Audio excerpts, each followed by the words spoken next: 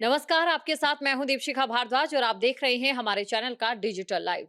आपको बता दें, काफी समय से इंतजार था उत्तराखंड में पंचायत चुनाव कब होंगे। काफी समय का विलंब हो गया था, कई महीनों की देरी हो गई थी।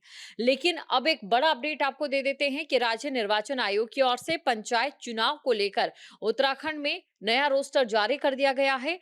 पंचायत चुनाव की अगर बात करें तो ये चुनाव कब होंगे, क्या कुछ तारीखें इनकी रहने वाली है, नामांकन प्रक्रिया कब की होगी, मतगणना कब होगी और इसके साथ ही मतदान कब होने वाले हैं, इसके बारे में तमाम जानकारी हम आपको देंगे और इसके लिए बने रहिए आप हमारे डिजिटल लाइव के साथ। सबसे पहले आपको हम जानकारी दे देते हैं कि कहीं ना कहीं जिस तरीके से उत्तराखंड पंचायत चुनाव को लेकर अगर हम बात करें तो कई महीनों से विलंब था। इतना ही नहीं, कांग्रेस और बीजेपी आपस में एक दूसरे पर वार पलटवार भी कर रही थी। विपक्ष की ओर से यह आरोप लगाया जा रहा था कि सत्ता पक्ष जानबूझकर चुनाव में विलंब कर रही है और इसकी सबसे बड़ी वजह यह है क्योंकि अगर पंचायत चुनाव जल्दी हो जाते हैं तो बीजेपी के पास वो तैयारी नहीं है या फिर बीजेपी के पास कोई भी प्लानिंग नहीं है चुनावी मैदान में उतरने की। वहीं दूसरी तरफ सत्ता पक्ष की अगर बात करें तो सत्ता पक्ष की ओर से कहा जा रहा था कि बीजेपी चुनाव को लेकर पूरी तरह से तैयार है और वहीं दूसरी तरफ सारा का सारा अभी राज्य निर्वाचन आयोग के ऊपर डिपेंड करता है। लेकिन उसके बाद राज्य निर्वाचन आयोग की ओर से ये साफ कह दिया गया था कि राज्य सरकार जिस तरीके से चुनाव को लेकर एक आरक्षण को लेकर पेच फंसा हुआ था उस पर अपनी जो व्यवस्था है उसे साफ कर देगी, तो उसके बाद तारीखों का ऐलान हो जाएगा। तारीखों का ऐलान हो जाता है और उसके बाद मामला हाई कोर्ट में भी पहुंच जाता है। लेकिन हाई कोर्ट में पहुंचने के बाद एक बार फिर से जो तारीखों का है वो ऐलान किया गया है, क्योंकि आपको ये जानकारी दे दे, पहले जो तारीखें सामने आई थी उसे बदल दिया गया था क्योंकि जो हाई कोर्ट की ओर से है जो पंचायत चुनाव को लेकर थोड़ा स्टे यहाँ पर लग गया था। तो चलिए कौन कौन सी तारीखें, उन तारीखों के बारे में सबसे पहले आपको हम जानकारी दे देते हैं। क्यों विलंब हुआ था पंचायत चुनाव में, क्या कुछ कारण रहे थे, आरक्षण को लेकर क्या पेच फंस रहा था, वो एक कौन सी वजह थी जिसकी वजह से उत्तराखंड पंचायत चुनाव पर हाईकोर्ट की ओर से पहले रोक लगा दी गई थी लेकिन फिर से इस रोक को हटा दिया गया। इन तमाम मसलों के बारे में हम आपको खुलकर बताएंगे, लेकिन सबसे पहले बात कर लेते हैं तारीखों की। तो आपको बता दें कि नए कार्यक्रम के तहत प्रदेश में 2 चरणों में चुनाव होंगे, जिसके लिए 24 और 28 जुलाई को वोटिंग होगी और 31 जुलाई को मतगणना की जाएगी। दोनों चरणों के लिए 2 जुलाई से नामांकन प्रक्रिया शुरू होगी, जो 5 जुलाई तक चलेगी। इसके अलावा आपको ये भी जानकारी दे दें कि प्रदेश के 12 जिलों में 89 विकास खंडों और 7,499 ग्राम पंचायत में चुनाव कराए जाएंगे और इसके लिए 12 जिलों में कुल 66,418 पदों के लिए चुनाव होने हैं और इनमें से 55,587 ग्राम पंचायत सदस्य, 7,499 ग्राम प्रधान और 2,974 क्षेत्र पंचायत सदस्यों के लिए चुनाव होंगे, जबकि 358 जिला पंचायत सदस्यों के लिए मतदान कराया जाएगा। 12 जिलों में कुल 8,276 मतदान केंद्र और 10,529 मतदेय स्थल बनाए गए हैं। तो आपको ये बता दें कि राज्य निर्वाचन आयोग की ओर से जो नया रोस्टर है वो जारी कर दिया गया है, जो नया चुनाव कार्यक्रम है वो जारी कर दिया गया है और इसके तहत 2 चरणों में पंचायत के चुनाव रहने वाले हैं। तो सबसे पहले बात हम प्रथम चरण की करेंगे, उसकी जो तारीखें हैं वो आपको हम बता देंगे। आपको ये जानकारी दे दें कि 2 से लेकर 5 जुलाई के बीच नामांकन प्रक्रिया रहने वाली है और 7 से लेकर 9 जुलाई के बीच नामांकन पन्नों की जो जांच होगी, जो नामांकन पत्र हैं उनकी जांच होगी और 10 से 11 जुलाई को नाम वापसी होगी। 14 जुलाई को चुनाव चिन्ह आवंटन होगा और 24 जुलाई को मतदान होगा। इसके अलावा 31 जुलाई को मतगणना होगी। अब बात करते हैं द्वितीय चरण की। 2 से 5 जुलाई के बीच नामांकन प्रक्रिया रहेगी। 7 से 9 जुलाई के बीच जो है नामांकन पत्रों की जांच होगी और इसके अलावा 10 से 11 जुलाई को नाम वापसी, 18 जुलाई को चिन्ह आवंटन किया जाएगा और साथ ही 28 जुलाई को मतदान होगा।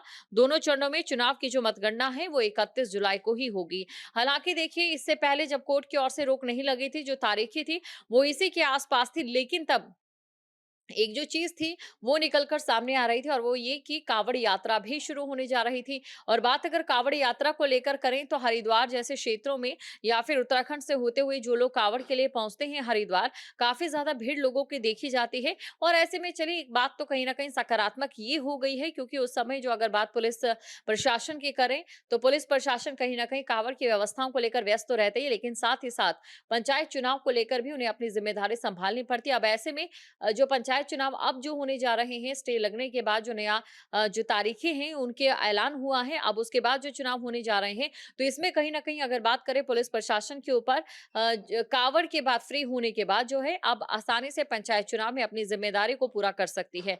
और चलिए अब बाकी चीजें भी हैं, उनके बारे में भी हम आपको बता देते हैं। देखिए उत्तराखंड में त्रिस्तरीय पंचायत चुनाव को लेकर जो अधिसूचना है वो जारी की गई है।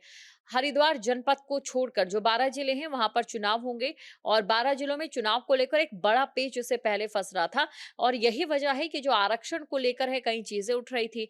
आरक्षण को लेकर भी अगर बात करें तो जो राज्य सरकार है और राज्य निर्वाचन आयोग की ओर से एक दूसरे के पाले में पहले गेंद सरका दी जा रही थी, लेकिन आखिरकार ये पेच कौन सा था इसके बारे में भी हम आपको बताते हैं और उस दौरान राज्य निर्वाचन आयोग की ओर से क्या कहा जा रहा था, साथ ही साथ राज्य सरकार की ओर से क्या कहा जा रहा था और विपक्ष इसे किस ढंग से भुना रहा था, इन तमाम चीजों के बारे में आपको जानकारी दे देते हैं। आपको बता दें पंचायत चुनाव को लेकर विलंब हुआ, जिसको लेकर सबसे बड़ी वजह थी आरक्षण की व्यवस्था। आरक्षण की व्यवस्था में कहां पेच फंस रहा था इसके बारे में विस्तार से जानकारी देंगे, लेकिन उससे पहले आपको बता देते हैं कि जो राज्य निर्वाचन आयोग है और जो सरकार है, राज्य सरकार है और इसके साथ ही विपक्ष है, उनका क्या कहना था। दरअसल विपक्ष का ये कहना था कि राज्य सरकार की ओर से जो चुनाव टाले जा रहे हैं वो उनकी अपनी एक मंशा है ताकि उन्हें चुनाव के लिए तैयारी के लिए समय मिल सके और कहीं ना कहीं अपने पाले में जो है चुनाव को किया जा सके। यहाँ तक कि कांग्रेस की ओर से ये भी आरोप लगाए गए हैं, अभी अगर मौजूदा स्थिति की हम बात करें, कि जानबूझकर 2 चरणों में जो है पंचायत चुनाव कराया जा रहा है और इसकी सबसे बड़ी वजह ये है कि जैसे महाराष्ट्र में 2 चरणों में चुनाव हुए थे, उससे जो वोटर थे वो इधर-उधर कर दिए गए थे, जिससे जो मौजूदा सरकार है उसको काफी ज्यादा फायदा मिले। इस चीज का जिक्र जो है कांग्रेस करती दिखाई दे रही है और पंचायत चुनाव में हो रहे विलंब को लेकर लगातार राज्य सरकार पर आक्रामक थी। लेकिन वहीं दूसरी तरफ राज्य सरकार की अगर बात करें तो राज्य सरकार की ओर से ये साफ कह दिया गया था कि पंचायत चुनाव जो जब राज्य निर्वाचन आयोग की ओर से तारीखें तय कर दी जाएगी, ठीक उसी के बाद जो है पंचायत चुनाव को लेकर सरकार की ओर से भी जो तैयारियां हैं वो करनी शुरू कर दी जाएगी।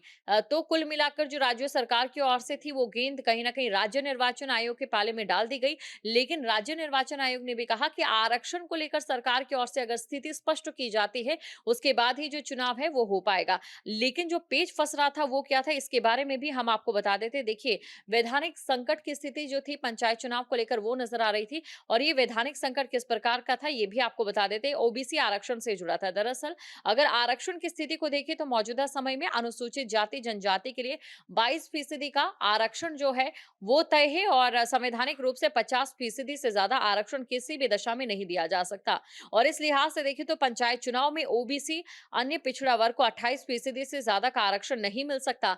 लेकिन अगर दोनों को जोड़ा जाए तो ये जो आरक्षण है वो कहीं ना कहीं 50% से ज्यादा हो रहा था और ऐसे में इसी जो स्थिति है उससे निपटने की कोशिश जो है राज्य सरकार की ओर से की जा रही थी। बहरहाल अब तारीखों का ऐलान हो चुका है, मतगणना भी होगी और इससे पहले मतदान होंगे, उससे पहले नामांकन प्रक्रिया भी होगी। क्या कुछ खास रहता है और पंचायत चुनावों में किसका पलड़ा भारी रहता है, ये आने वाला वक्त बताएगा। जहां भक्ति है हर शब्द में, कथाओं में छुपे हैं दिव्य रहस्य और ज्योतिष देता है जीवन को दिशा। धर्म से जुड़ी हर बातों को जानने के लिए हमारे चैनल स्तुति को सब्सक्राइब करें। चैनल पर जाने के लिए इस लिंक पर क्लिक करें।